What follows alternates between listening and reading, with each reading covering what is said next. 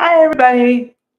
Okay, so I know I was good today. I'm gonna pick out my favorite parts. Okay. Um, so we start out with Jackie or Nikki and Victor in the park. And first of all, Jack and Nikki are talking, and we get an idea of what they're talking about. But Victor is so concerned that he thinks they're talking about something else. And Nikki says, no, we didn't even talk about that. Because he thought that they talked about Billy and how awful he is and whatever. And Nikki says, oh, I don't want to hear that again. And then, so he goes, so what did he bore you with? Or, I don't know. So you get the fact that the relationship is contentious, and I think it's always going to be contentious because whether you like it or not, I mean, a soap opera or anything that's good always has to have some bit of conflict because, as I've said before, now I know I said this at nauseam, but it's true. Imagine yourself, okay? Like anybody in my audience, imagine yourself. You're watching something. If all the people in it are really happy all the time and there's no conflict, it would get very boring very quickly. So you need the conflict. And the fight between the Abbott and the Newman is always going to be the conflict. Now, the players involved may change, but that dynamic is always there. Okay, so we move from that to Sally decides to meet with Jack and Diane in their house. And at first, they're all skeptical. Like, they're both skeptical of why she's there. They think that she's trying to save Billy's skin in their business.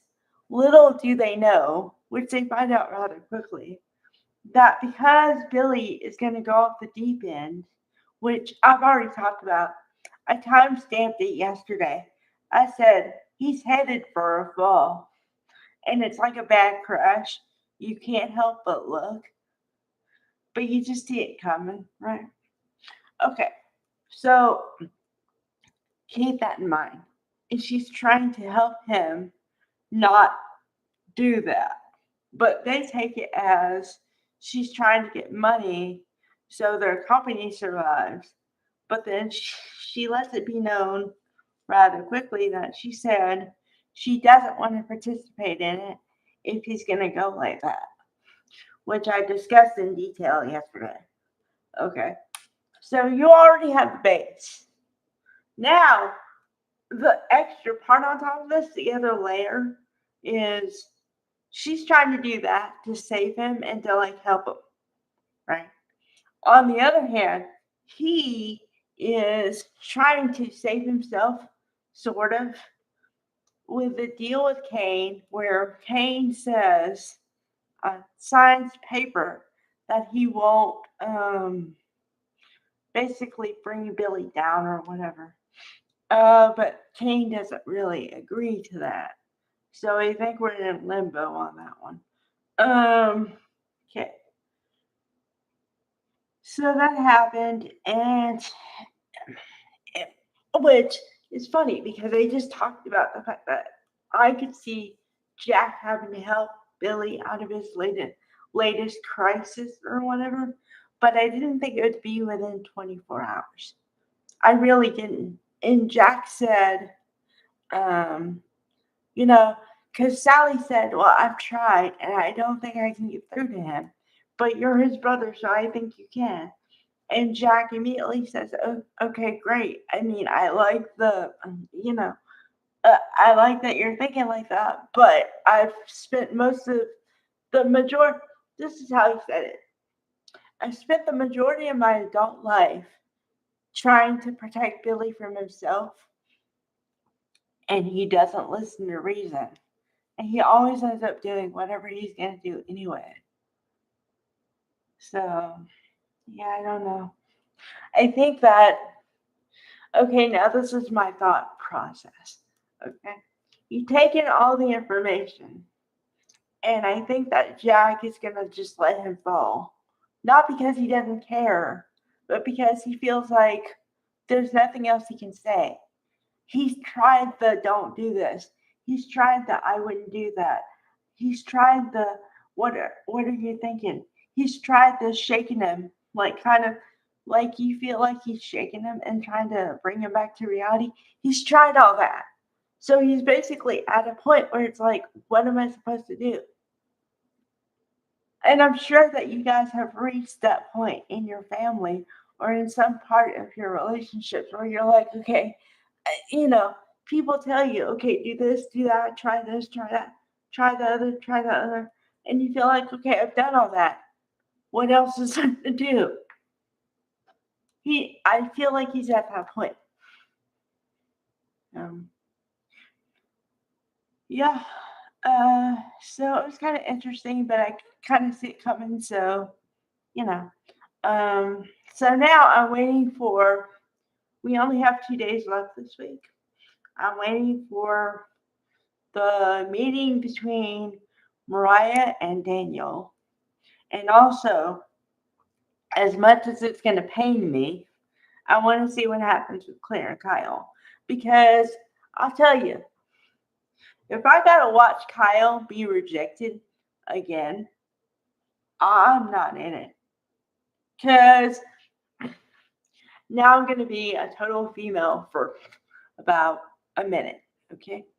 I mean, no disrespect to whoever he's involved with, but Michael Miller is hot. Okay. And he's smart. And he's kind. And he wants to do right by this girl, but she won't let him in. So could you please, like, I don't know. Either you got two choices in my head.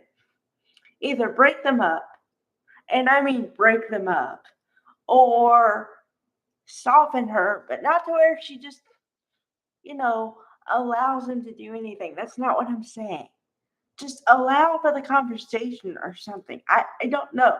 But this chick is like, no, no. I think no is her favorite word now. He's tried everything.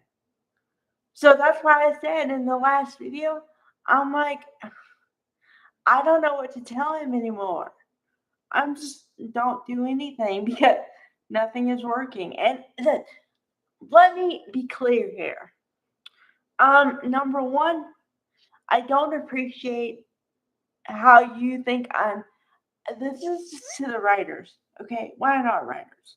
I don't appreciate how you think I'm stupid and can't follow along. Secondly, I don't like how you expect me to just take, they're going to break up and then the new guy is going to be Holden.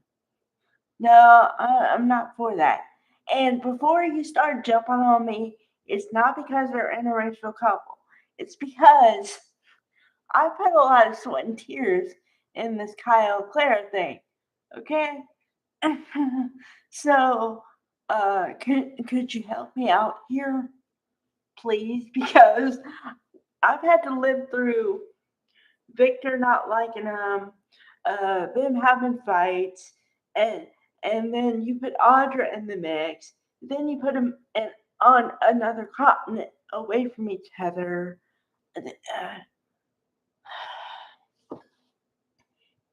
Just help me out. I want to like Kyle. I like Michael Miller. I want to like Kyle. Okay, I'm done. Bye, everybody.